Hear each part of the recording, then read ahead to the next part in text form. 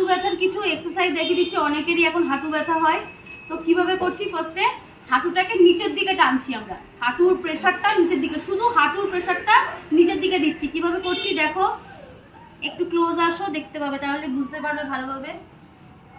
হাঁটুর প্রেশারটা নিচের দিকে দিচ্ছি, সবাই করো, হাঁটুর প্রেশার নিচের দিকে দাও। এই গেল ফার্স্ট পার্ট, এই গেল একটা 1 নম্বর। এবার কি করছি, একটা হাঁটুকে কোলে তুলে নিচ্ছি, এইভাবে, ঠিক এইভাবে নিচ্ছি, নিয়ে কিভাবে করছি, এইভাবে দোলাচ্ছি। নিচের পা দেখো স্ট্রেট রয়েছে, ওপরের পাটাকে এইভাবে দোলাবে। এটা হাঁটু ব্যথার জন্য খুব ভালো, খুব উপকার। তো এইভাবে করছি।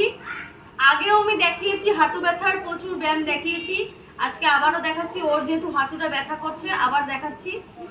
এই পা হয়ে গেলে ডান পা হয়ে গেলে বাঁ পা করবে, কারণ হয়তো দেখা গেল একটা পা ব্যথা, ঠিক আছে?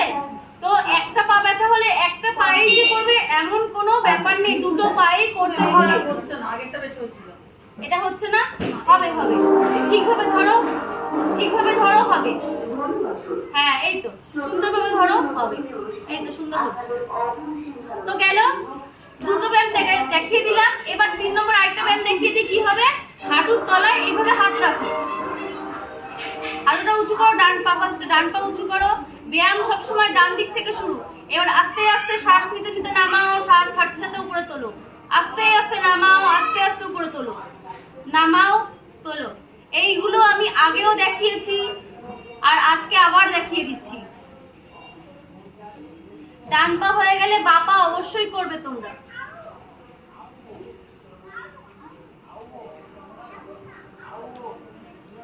ঠিক আছে? তো এই ব্যায়ামগুলো যদি প্রত্যেকদিন করতে পারো তোমরা হাঁটু ব্যথার জন্য। আরো একটা বলে দিচ্ছি, বাড়িতে খাটের পাশে সাইডে বসবে, বসে কি করবে, একটা কোল বালিশ নেবে, ঠিক আছে?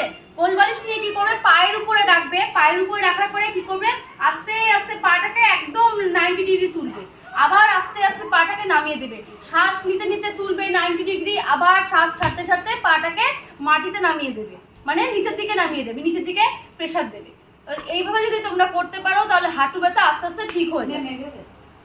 হ্যাঁ একদম।